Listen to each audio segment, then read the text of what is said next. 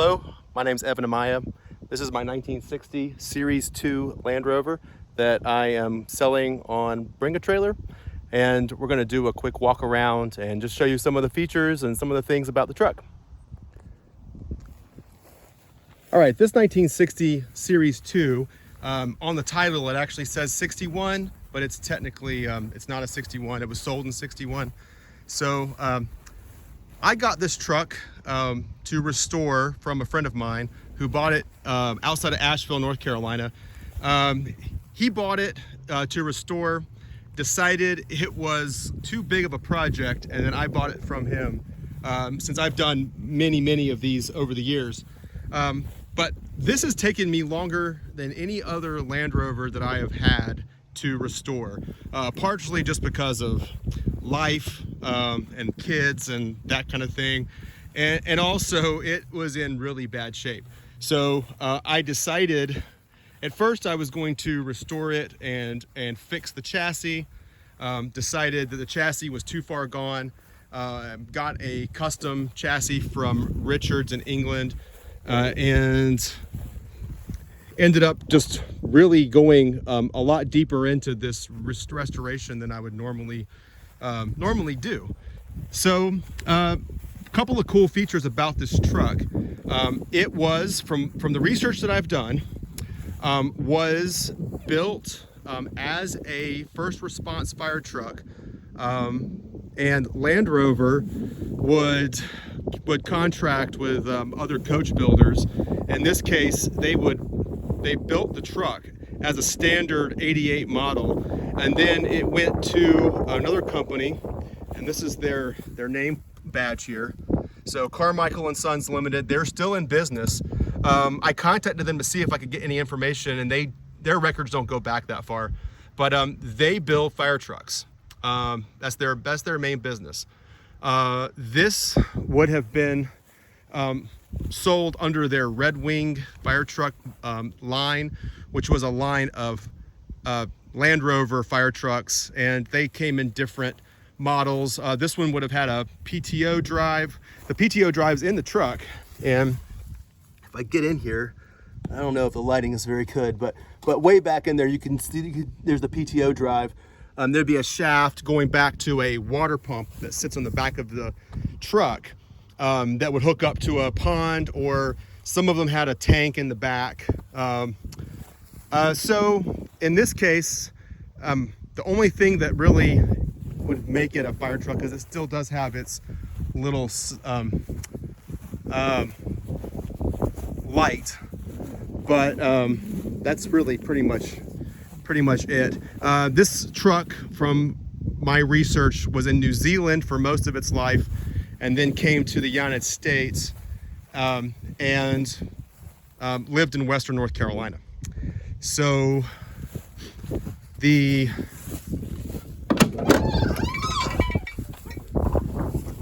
lot of stuff has been redone.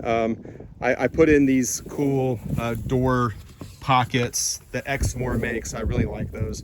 The seats were reupholstered in this really neat looking leather. This is all real leather, and it looks kind of like a rhino skin.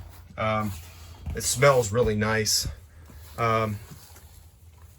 Restored the wipers. Those were a lot of work. They're getting harder and harder to find all the parts to rebuild those. The gauges are all rebuilt. They have LED backlighting now, so they're pretty bright. It's really bright out here right now in July. So I did install those two gauges. Those are not original, but it's nice to have water temperature and volts.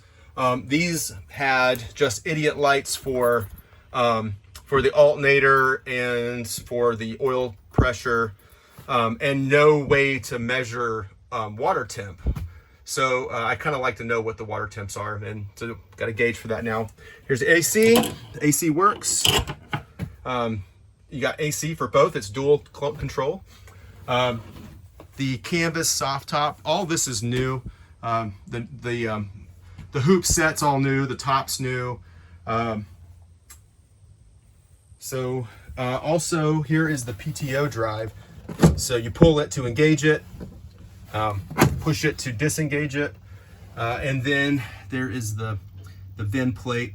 The heater works. I actually had to find that heater in the Netherlands, and I had the guy ship it to me.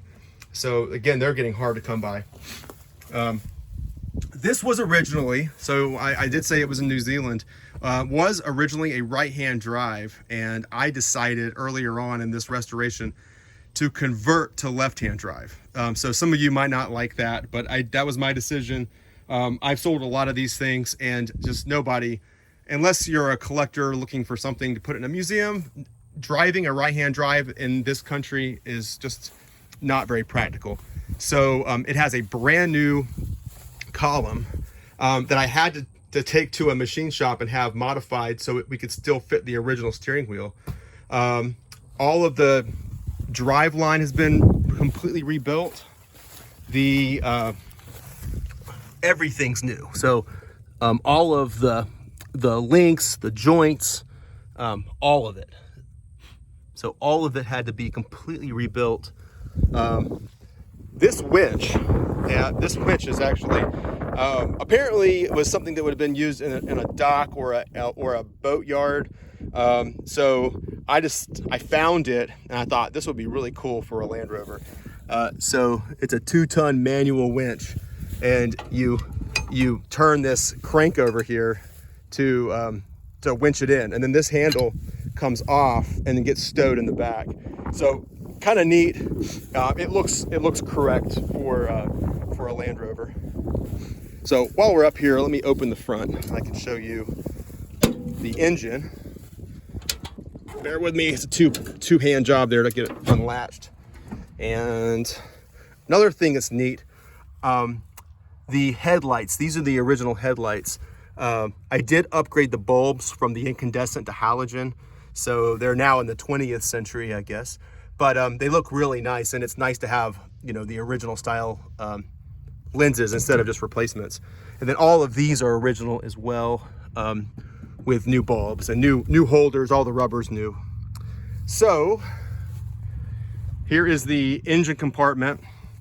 The battery is not, it is a modern battery, but I've got this 3D printed cover that makes it look period correct for the late 50s, early 60s. Custom wiring harness, all made by British Wiring. And they do a beautiful job making wiring harnesses for these old cars. And that voltage regulator looks like the original. It is the original, but the guts inside of it are solid state. So it's much more reliable. Same with the distributor. It's got an electronic ignition. Those are the only 2 upgrades that I decided to do on this electrical system. Everything else is just stock. I am running silicone brake fluid in the reservoir. So that's for both clutch and brakes. New Weber carburetor. So anyway, I mean, other than that, there's not a whole lot to go on under the hood. These are pretty simple systems. There's the badge for the radiator. So it was made in Birmingham. Another thing I did on the electrical is I converted it to negative ground. This would have been a positive ground vehicle for 1960. So it is now negative ground. It can be switched back, but I don't know why you would want to. All right, let me open this door. Another pocket. There is storage under the seat, under the driver's seat. It has a little handle, and I don't have anything in it right now, but there is this whole thing is a big storage locker. I've got, so these models, you'll find these in different setups. Some had a horn in the middle, later 60s. This one's got the horn over here on a pod, and it has the optional turn signals. So you can hear the horn. And the turn signals are neat because they are self-canceling. So when you turn the turn signal and you turn, when you're returning back, it cancels. So that's a nice feature. Has the headlight switch still in the middle, as it should. And the high beam switch is on the floor.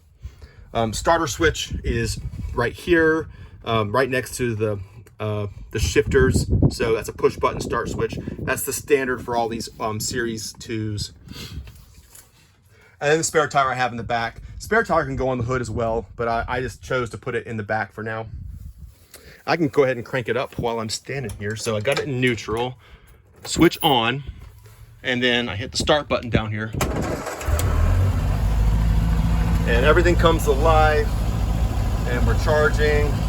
And there we're charging at 13.2, 13.3, somewhere in there, 13.4.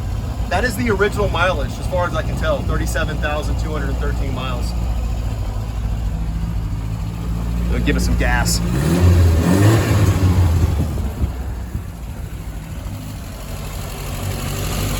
there she goes, ticking away.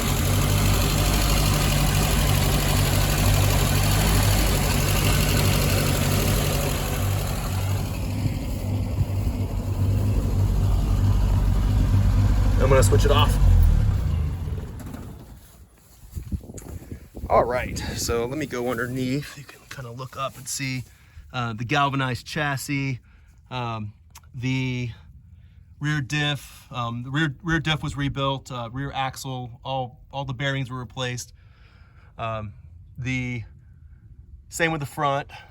Transfer case and the bottom end of the engine were not overhauled.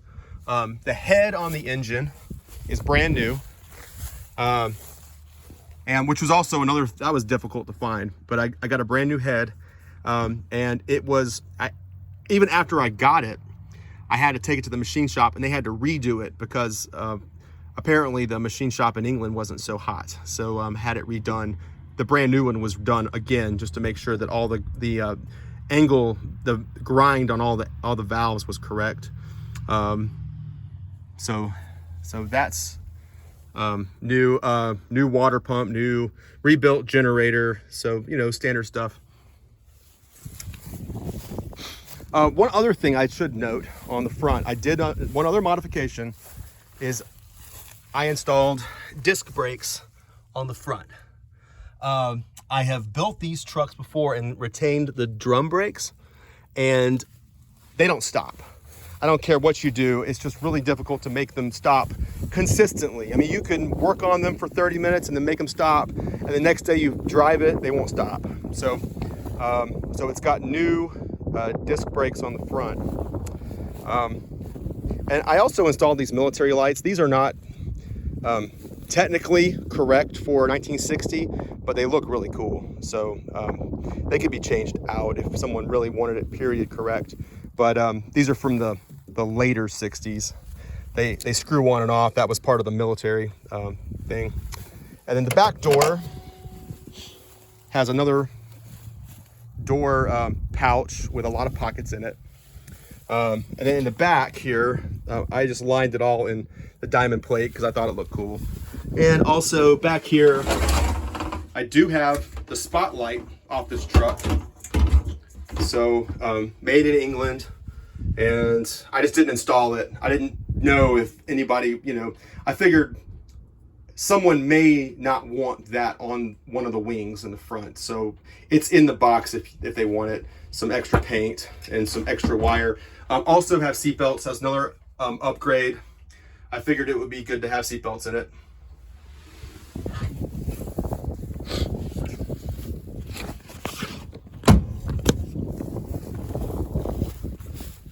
Coming around looking under the back, there's the muffler. The paint's coming off the muffler, but that's to be expected. It's got a brand new gas tank, new cinder. It's hard to find the original cinders for these tanks now. So what I ended up having to do was I used a cinder off of an Austin Healey and then had to modify it to work on the tank. So sometimes you have to get creative when you're finding parts nowadays for these. Same with the reservoir. This brake reservoir, I could not get the one that was specific for the Land Rover. So that's off of an Austin Healey 3000 as well. Or an Austin Healey, yeah, an Austin Healey 3000. I did adapt the oil filter So that, it used to have a paper filter, and then now it's converted to a spin-on filter. So again, those are things that can be switched back, but I don't see why you ever would want to, because it's so much more convenient and better for the engine to have a modern oil filter. All right. Couple of things that I would say are not maybe up to par, and it's just because I've kind of run out of time getting this ready to sell, is these tracks need to be replaced. And it's not a big deal to replace them. I do have new tracks in the truck back here, just sitting back here with it does have the hand start back here behind the seats. But that's one thing that I would say could still be done. I mean, it's not like a really big deal, but if anything is not perfect, that would be one for the tracks for the windows. And as far as other things, I haven't driven this truck a tremendous amount, but the brakes are still not just amazing. They're good. They're better than the original brakes, but I would not want to have to emergency stop in traffic too often. But these things don't go fast. And if you've ever driven a pre-Series 3 Land Rover, they're slow. Top speed is probably 55 miles an hour. So they're really, really good if you have a lot of land and you want to drive around on your property. They're fantastic for that. Driving around in town, they're fantastic, but you're not going to get on the freeway in this thing.